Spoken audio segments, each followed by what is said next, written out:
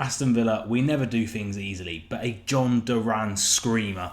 Papered over a couple of cracks, and a hot take that I have that I will be getting into a little bit later on as Aston Villa beat Everton 3-2 at Villa Park yesterday. We are going to be running through the game, the highlights including that JHON DURAN screamer. A little bit of, like I say, a hot take that I have that I want to hear your discussion down in the comments about, and then obviously our player ratings as we look forward to the first Champions League game of Villa's existence. And yes, Champions League technically after a rebrand. If you do enjoy these reviews of the games, then I want to hear from you guys. The most important thing you can do is comment down below, because I love hearing from you guys, and I will be going through and replying to all the comments very, very soon. But leave a like as well as subscribe with notifications on so that you don't miss a single video uploaded on this channel. But let's talk Aston Villa 3, Everton 2. So if I throw the stats up on the screen here, as you can see, it was much more the Aston Villa of old for me, of last season. We've been losing the battle of possession this season, which is strange because last season we won it more times than not.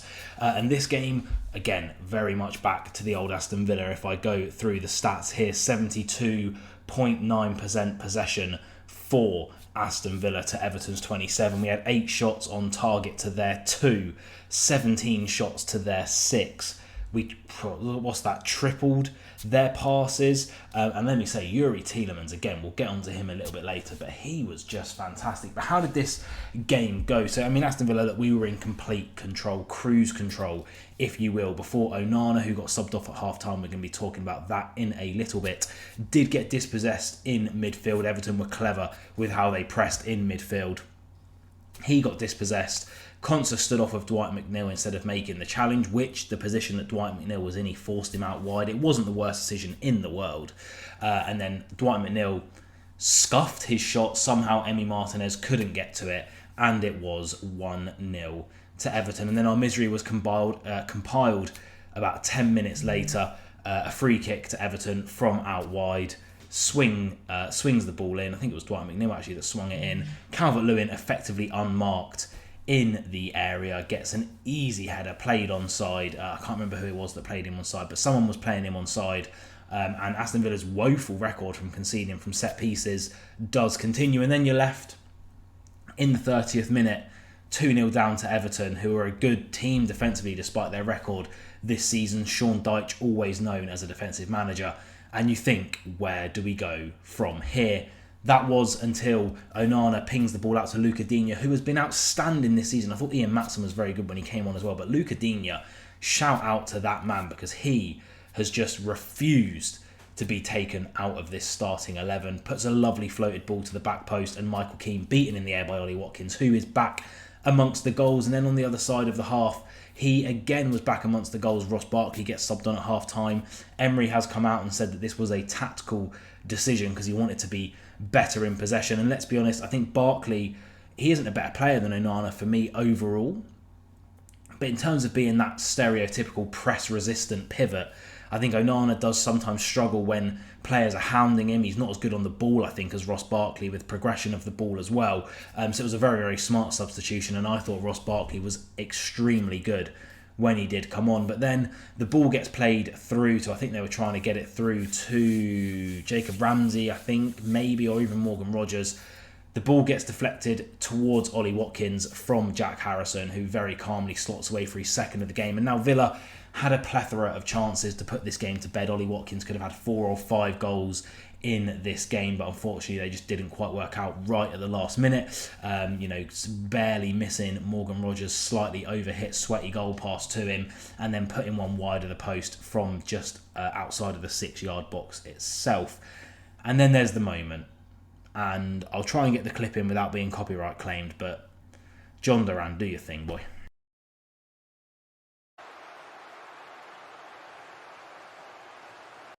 I literally stood up after that goal and I said to my missus, he is crazy. He's crazy. 35 yards out, hits it across the ball. I mean, the Swaz Tex on that ball was ridiculous. One of the best goals I've ever seen. And I'll go and see Villa next week against Wolves at Villa Park. And oh my Lord, I hope and pray that he does something similar again next week, because I would have loved to seeing that goal live. Is he the best under-21 striker in Europe? I think so, and we're going to be getting onto that a little bit later. Everton did come close with Calvert-Lewin hitting the bar a little bit later on, and then it was just a pretty run-of-the-mill game. So what is, let me get my phone out of the way, my hot take coming out of this game? Can Konsa and Powell play together at centre-back? Because I don't understand. Individually, our defenders are so good. Konsa, I think, is one of the best centre-backs in the league. Pau Torres, I think, is an exceptional centre-back. But together, I mean, Pau Torres' physicality really got shown up against Calvert-Lewin. Calvert-Lewin was bullying him here, there and everywhere. And then I just don't know if together they work. I mean, Lamar Bagard was okay again at right-back. I thought he's doing well, much better in this game than in the Leicester game. Luca Digne's a good defender. Ian Matson's a good defender. But we're just leaking goals. Even Emi Martinez has been a bit mistake-prone. I don't know what is going on with us at the moment. But I'm just not sure that Powell and Konsa work as a centre-back partnership. I don't think we have enough physicality at centre-back at the moment. Like, honestly, Pau Torres was getting bullied here, there and everywhere, but on the ball and progressing it and forward passes, I think he's one of the best centre-backs in the league. Ezri Konsa, I had him on the back of my shirt last season. That's how good he is. But I'm just not sure if they work together. I want to hear your comments down below. And going through the player ratings for this game, Emi Martinez, I'm going to have to give a 5-2. Didn't really have much to do, but definitely should have saved the Dwight McNeil one. Could have possibly came and claimed the free kick as well. I still think he's the world's number one, but a little bit of an off day for him. We move out to left back. Luca Digne gets an 8 for me. Again, his refusal to get pushed out of this starting 11 is exemplary, and the assist that he got was brilliant, how he floated it to the back post for Ollie Watkins. Powell, I'm going to have to give a 5-2. Again, he was getting bullied on and off the pitch by Calvert-Lewin. It really wasn't his finest day. Ezri Konsa, I'm going to have to give a 6. Again, we shouldn't be conceding 2 goals to Everton, in my opinion, at this point in the season. And then at right back, Lamar Bagard, I would give a 7. I thought actually coming in, playing his third position, only his second game, there was noticeable improvements from him. From the Leicester game, I just do worry about him on the ball. He doesn't really look like he's going to, that much of a progressive right back, and we did lack a massive bit of presence for me down the right hand side of the pitch. We had no pace on the wings, and that did really show. Jacob Ramsey, I'd give a 6. Again, didn't really think he was very impactful in this game, and I'm just not sure about him as a left mid.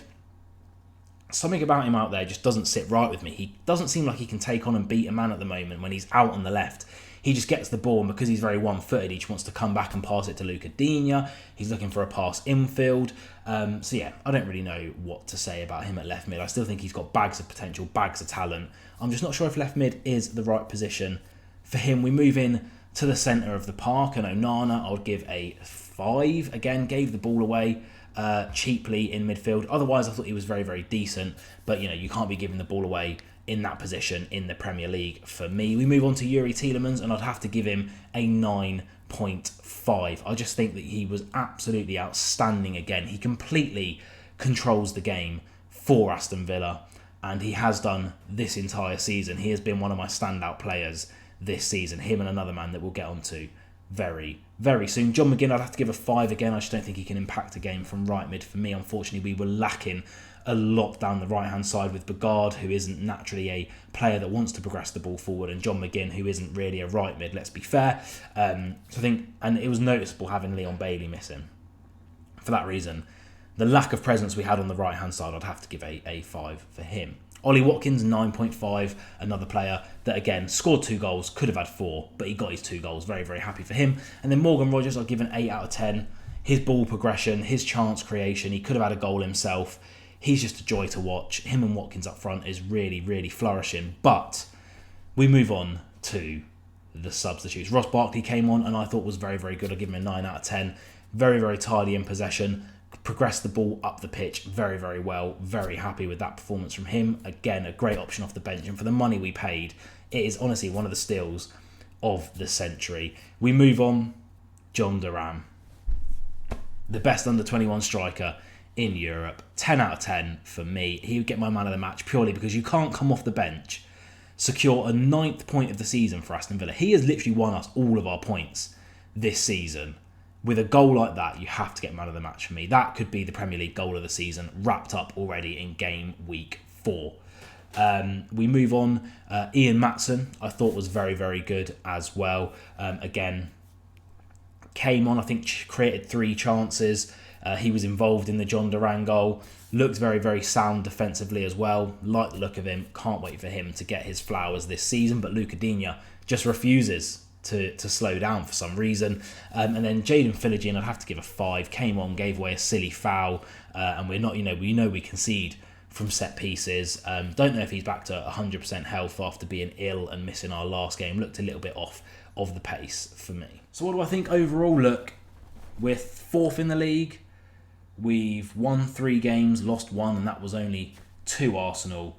Again, like Leicester, it wasn't the best performance in the world, but now we regroup. We go again in the Champions League, and then I'll be at Villa Park for the Wolves game. As always, guys, up the Villa. Be nice to everyone, and I'll see you soon.